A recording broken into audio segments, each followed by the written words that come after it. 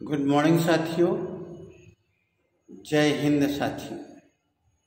आज भारत वर्ष में इंडियन एयरफोर्स 92 वर्ष पूरे कर चुका है। आज 8 अक्टूबर 2024 है और 8 अक्टूबर 1932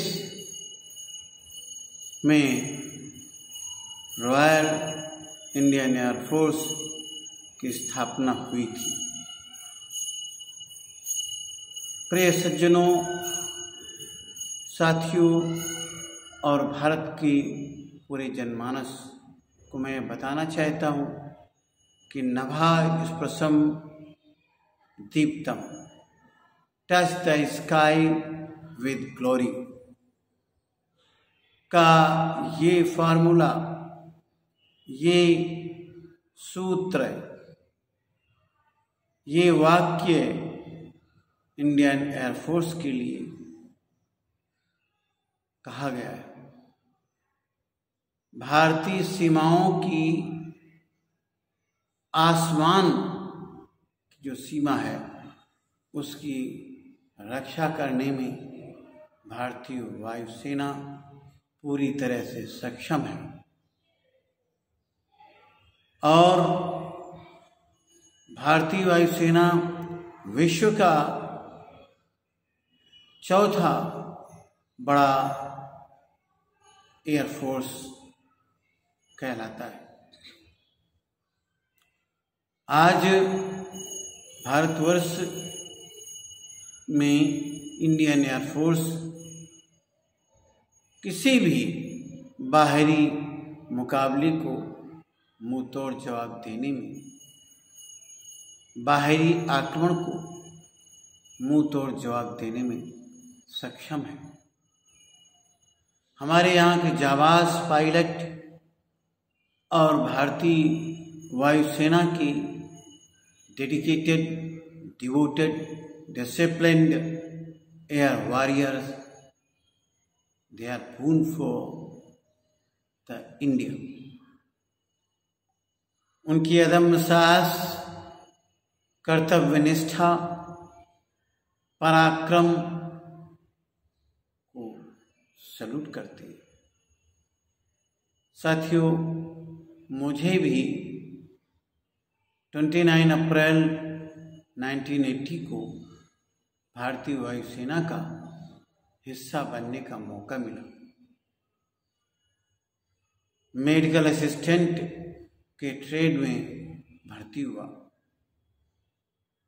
मैंने 12th bio physics, chemistry, biology से पास किया था उत्तर प्रदेश से और यहीं से मुझे भारतीय वायुसेना का हिस्सा बनने का मौका मिला। सर्वप्रथम तो मैं भारतीय वायुसेना की पूर्व सैनिकों, उनके परिवारजनों, सेवारत सैनिकों,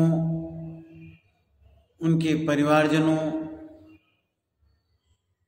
अफसरानों और अफसरानों की परिवारजनों को और पूरे भारतवर्ष को आज बधाई संदेश भेजता हूँ और आशा करता हूँ कि विश्व में किसी समय नंबर 1 इंडियन एयरफोर्स की सेना बनेगी और पूरे विश्व में अपनी पहली पहचान बनाएगी। इंडियन एयरफोर्स की समस्त सेवारत कर्मचारी, सेवारत एयर वॉरियर्स, ऑफिसर्स अपनी अपनी तरीके से जो उनको ड्यूटीज दी गई हैं उसको बखूबी निभाते हैं, जान की परवाह ना करते हुए। और मुझे इंडियन एयरफोर्स में सार्जेंट की पद पर रहते हुए 30 अप्रैल 2000 को मैं सेवानिवृत्त हुआ। और आज भी मुझे वो दिन याद आते हैं जब मैं 29 अप्रैल 1980 को medical training centre Jalahalli east Bangalore में पहुंचा था। वहाँ पर हमारा स्वागत हमारे 93 ATC के सीनियर मैन जो इस समय कानपुर में निवासरत हैं, वेटरन सार्जेंट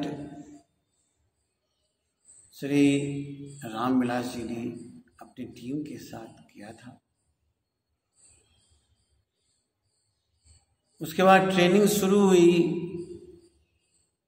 ट्रेनिंग के उपरांत कमांड हॉस्पिटल एयरफोर्स बंगलौर में हॉस्पिटल ट्रेनिंग के लिए गया।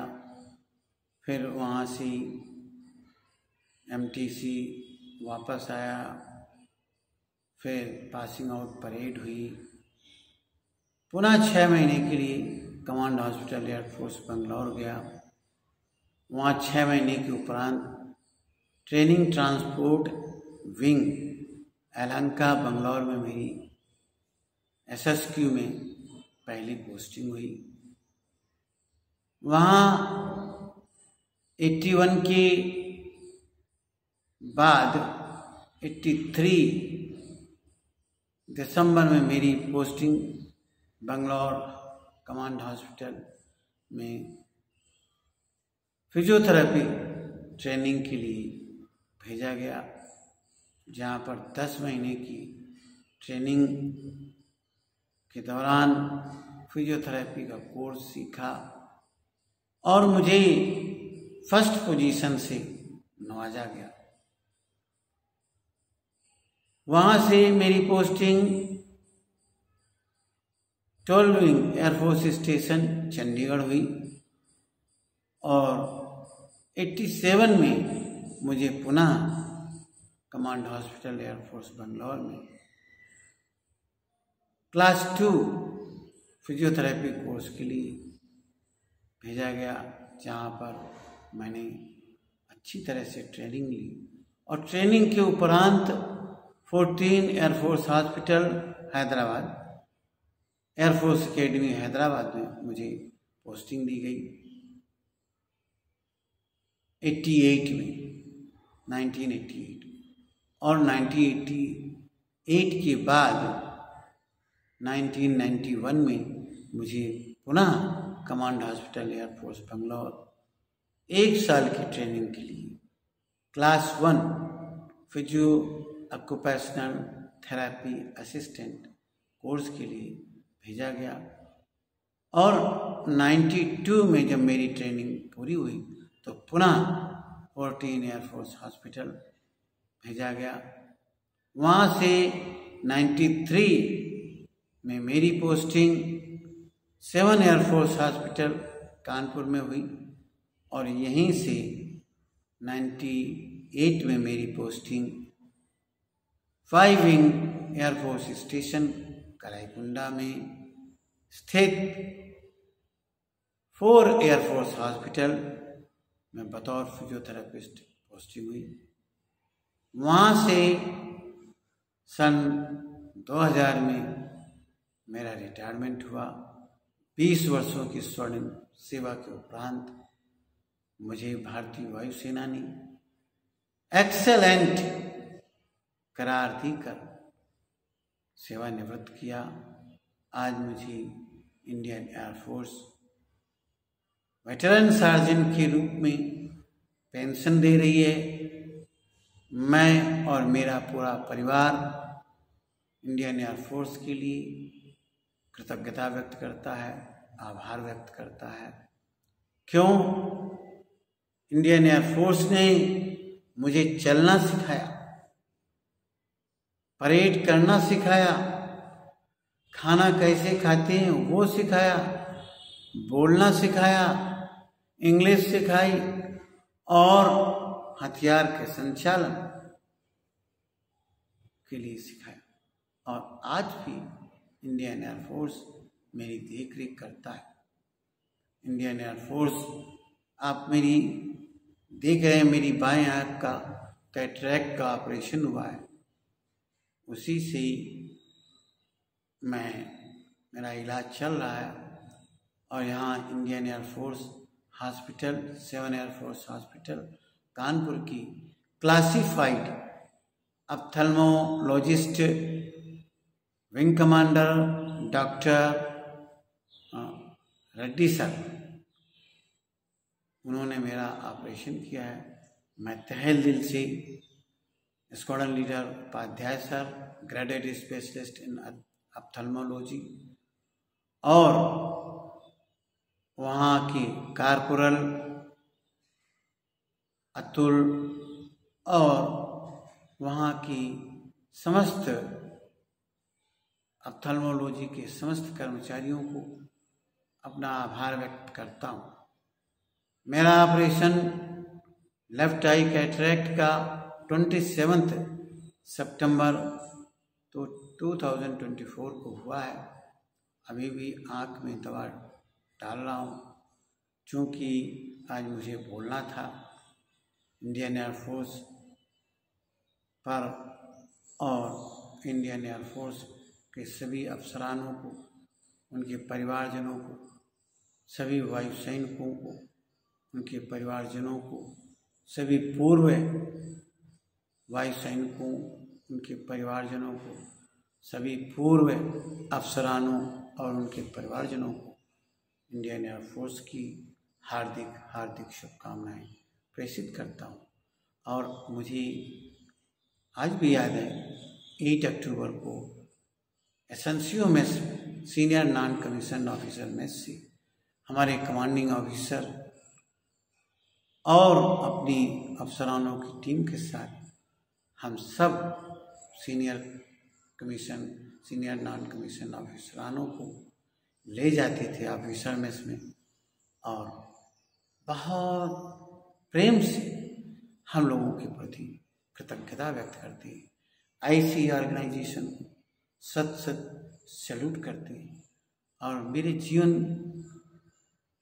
को विकसित करने में, मेरे कृतित्व एवं व्यक्तित्व को विकसित करने में भारतीय वायुसेना और उनके सभी जाबाज सैनिकों को भी कृतज्ञता व्यक्त करता हूँ, जिन्होंने मेरी कृतित्व में, व्यक्तित्व में 4 चांद लगा दिए। साथियों, आज मैं इंडियन एयरफोर्स की बदौलत MA हिंदी साहित्य फर्स्ट डिवीज़न, LLB की degree second division, B.Ed second division और आज एडवोकेट हूँ। मैं इस सब का श्रेय भारतीय वायुसेना को देता हूँ।